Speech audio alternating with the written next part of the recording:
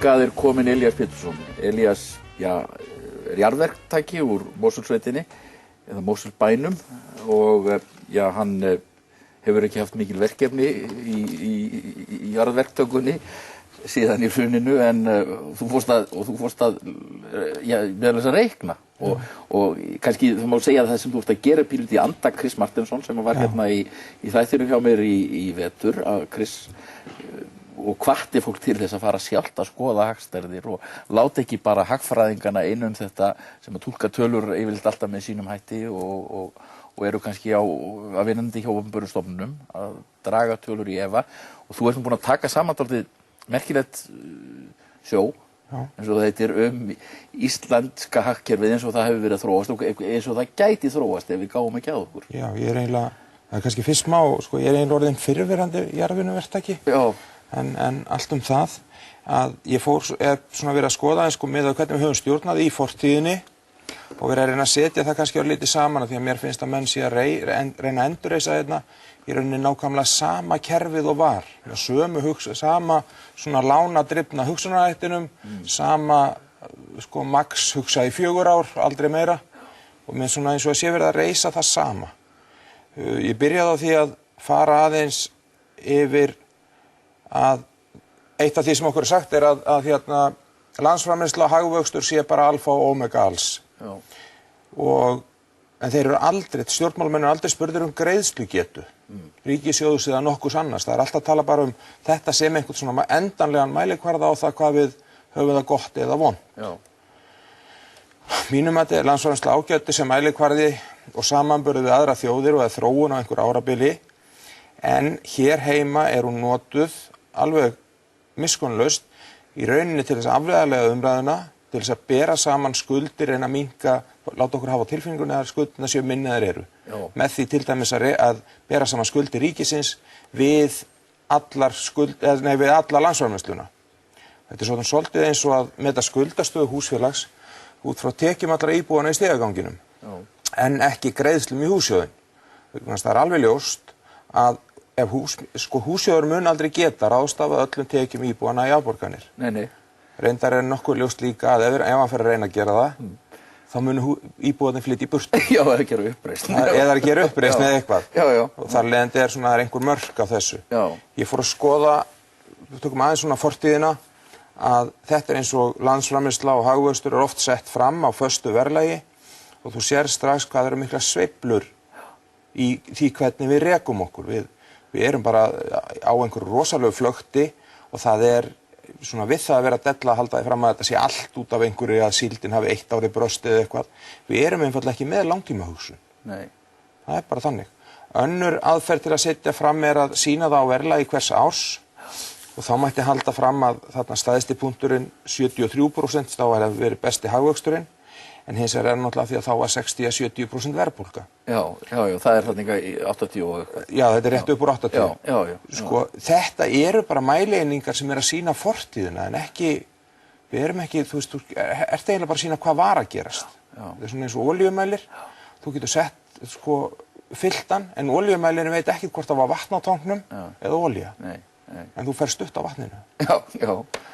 Þetta gamans gert að þá setti ég þetta tvennt saman, annars vegar þessi uppreista það með verðbólgunni og hins vegar það sem það á föstu verðlagi. Landsframleiðsla hefur það bil 2-faldast á föstu en 930-940-faldast þegar verðbólgan tekin inn. Sem ákaflega, sýnir okkur það að það mikil verðbólga sem svolítið sérstakt, það hefur talað hér áðan að sitja 2% í 20 ára áætlun, það hefur aldrei gerst á Íslandi, aldrei. En hvað það? Ég spyr síðan svona til að hugsa aðeins, hið opinbera í ábyrgð fyrir einhverjum stærðargráðunni 1350 milljörðum, reyndar svolítið erfitt að finna þetta vegna þess að þetta einn af göllunum að það eru hvergi upplýsingar þetta. Þetta svona svolítið eins og þú myndir skrifa upp á fyrir fullt af vinuðinum, en heldur hvergi utan það hvað þú hefði skrifað upp á mikið og sýndir það. Það var ekki talið gott. Hið opinbera hefur tekið 1000 til 1500 milljarða að láni, hluti til endurfjármögnunar, að láni á innlendum markaði og nota það fé til greiðslu á hallarekstur umsvifum sem sagt kaupir hagvöxt fyrir lánsfé. Lánsfé bara loforð á tekjur framtíðarinnar. Nákvæmlega. Ekkert annað. Hið opinbera ræðst í framkvæmdir á vegakerfi, stórbyggingum og eða alls konar með lánsfé frá til dæmis lífeyrissjóðum, verðtryggt og vöxtum, sem sagt aftur kaupir hagvöxt fyrir lánsfé. Hið opinbera heimilar úttekt á séreigna lífeyrissparnaði sem eykur skatttekjur, gerir fólki kleift að kaupa mat og borga skuldir í einhverja mánuði, sem sagt viðheldur hagvexti með eyðslu á sparnaði. Einkaaðilar, fjölskyldur, fyrirtæki hafa fjármagnað neyslu sína og rekstur með því að greiða ekki stökkbreytt án, ekki að viljaleysi, heldur vanmætti og með því viðhaldið hagvexti. Sem aftur sýnir að þá koma stjórnmálamenn og segja að hagvöxturinn skárri heldur en að við bjuggumst við hann yrði. En það bara verið að taka út sparnað eða eitthvað annað til að redda því. Ég spyr bara, þetta góður árangur? Ef takmarkið að landsframleiðsla vaxi, þá okkur gengið þokkalega. Ef hagvöxtur mælieiningin á árangur valdhafana við hagstjórn, þá við réttri leið en í tímaböndum erfiðleikum eins og ég segja. Ég spyr, það? Geta verið að sé þannig? Þessi mynd sýnir rekstrar afkomu hins opinbera frá 1980 til 2009. Það virðist vera mínumati, virðist að vera nánast vilji valdhafana að halda okkur í mínus. Einu skiptin sem við sýnum grænt, það þegar við erum í bólum. Þegar allt hér í vitleysu, lánadrifnar eða hvernig sem þær eru, þá ná þeir að reka þetta í plús. Þannig erum við með 2 bólur, þetta erum við með annars vegar .com bóluna og hins vegar þessa nýjustu sem ég veit ekki hvað að kalla. Stóru bólu. Og það kannski smá svona út úr þessu að sýna, þetta líka til að sýna umræðuna, hvernig hún fungerar. Að Steingrímur og fleiri hafa dásama það að þeir hafi náð að halda niðri atvinnuleysi. Það sé minna heldur en Ég heldur ætti frekar að þakka flugleiðum heldur en sjálfum sér. Það það góða samgöngur í burtu að það er svo mikið fólk farið. En hvað það? Að það áætlað núna að 22.500 til 30.000 manns séu farnir af launaskrá á Íslandi. Það líka atvinnuleysi. Þegar þú minnkar hagkerfið allt þetta fólk í vinnu, þá það líka ekki hægt að halda öðru fram en að það sé einhver útgáfa af atvinnuleysi. Með því erum við með 12-15% atvinnuleysi í raun. Þetta fólk sem hefur farið í skóla, þetta fólk sem hefur farið erlendis, mörg þúsund, einhvern dagar heyrði ég 9.000 manns í Noregi. Hluta því eru menn sem fljúga á milli, úti í einhverja mánuði og fljúga svo heim til fjölskyldunar. Það geta ímyndað sér svona skemmtilegt fjölskyldulíf það En þetta svona dæmi hvernig menn taka umræðuna þegar það eru spurðir út í þetta. Skoðum ríkið, þetta sama, þetta rekstrar niðurstaða ríkisins frá 1980 til 2009, tölur allar af Hagstofunni frá sem ég fann í október í fyrra og það sama sagan. Það eiginlega eins og að sé takmarkið að reka þetta svona á núlli og aftur ná þeir að koma þessu upp í bólum. Þegar það einhver svona hálfgerð vitleysa í gangi, að þá ná þeir að koma þessu upp að þú sér þá 2 síðustu súlónum hver gjaldið Það svona sirka gjaldið. Sveitafélögin. Og það náttúrulega, ég var að við að það ekki hlutfall á milli súlana, þannig að þarna miklu lægri tölur þó að súlurnar séu grófari. En þetta sami tendens, að það eins og frá því einhvern tímann, allavega frá því einhvern tímann 80 eitthvað, þá byrja menn bara að valsa með peninga eins og sé engin morgundagur. Og enn og aftur, bóla. Það má kalla hana lóðabólu, vegna sem menn fóru að selja lóðir á uppsprengdu verði, eða húsnæðisbólu, eða mér alveg sama. En einu skiptin sem plús á rekstrinum, það þegar að vitleysis ástand. Það virðist vera einu möguleikin hjá okkur til að halda einhverjum plús. Og önnur afleiðing eða árangur. Frá því 1970 hefur verðbólga uppsafnað verið 74.817%. Frá 81 sem ég hef verið að skoða mest hátt í 3.000% verðbólga á þessu tímabili. Það allt í lagi ef að allt hækkar leið, ef að laun hækka jafnt og allt þetta. Ég prófaði bara smá úr, ég prófaði að ganni að taka húsnæðislán sem að ég tók 1998 og breyta því yfir í vinnustundir. þá tók ég lán sem var 6.800 vinnustundir hjá mér og þegar ég tek núna lánið með eftirstöðvar plús það sem ég er búinn að borga, þá það 9.300 vinnustundir. Já, þetta mjög sniðug mæling á þetta mælingin. Já, sko Pétur Blöndal hefur sagt að þú kaupir viskiflösku og fár hann að lána það, þá að skila annar eins. Mér fannst að ég ætti að skila jafnmörgum vinnustundum, en það ekki alveg að virka. Nei, okay. Þetta raunveruleg kaupmáttarrýrnun. Já, það það, já. En svo fór maður að skoða meira og í alveg stórmerkilegu blaði sem heitir Tíund mikið af upplýsingum. Frá Skattstjóra.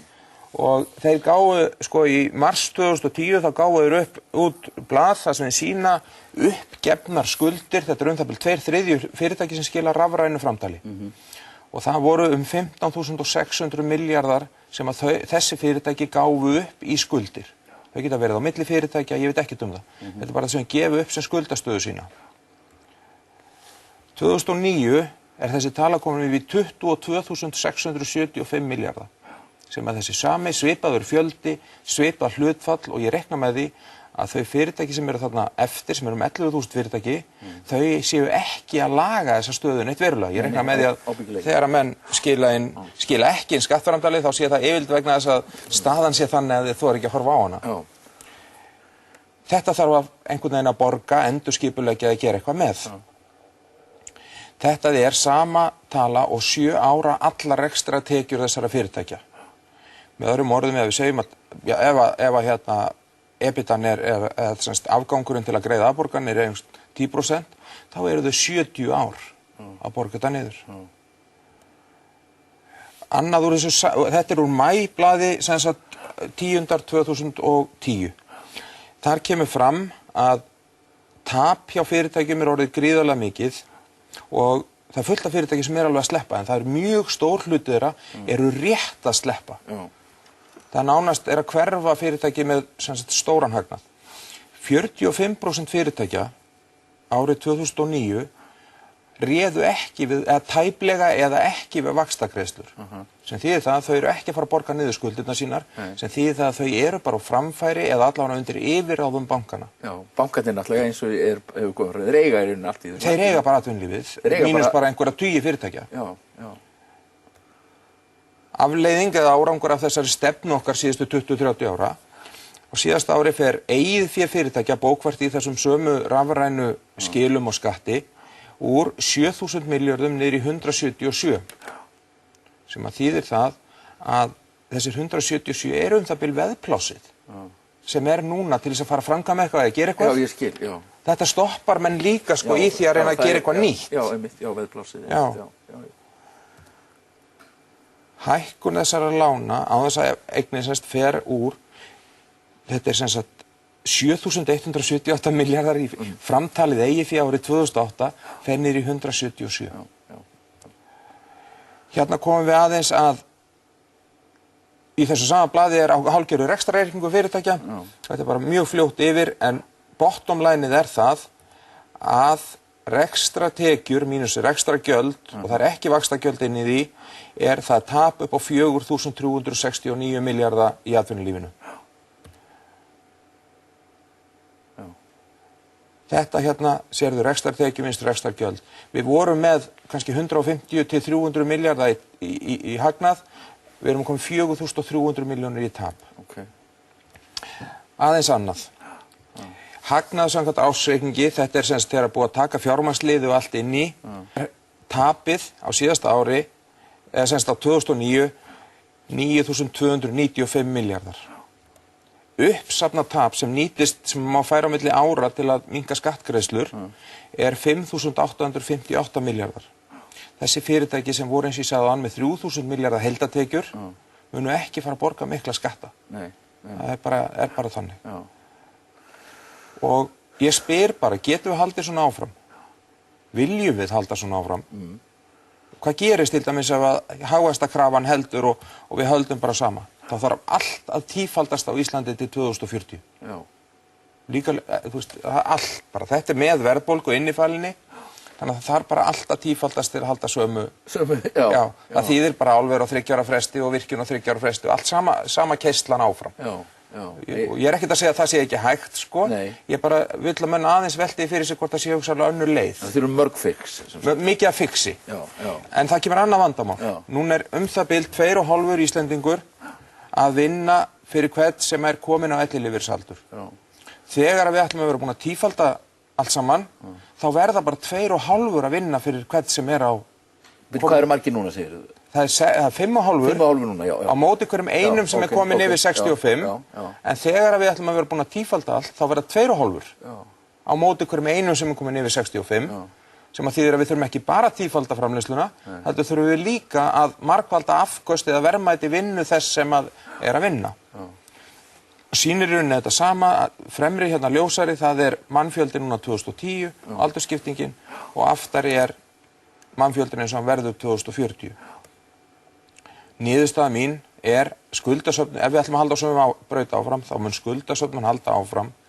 Það verður áframhaldandi kaupmáttarýrnun hjá almenningi, vegna þess að við verðum einfaldlega að keyra á skuldadrifið kerfi.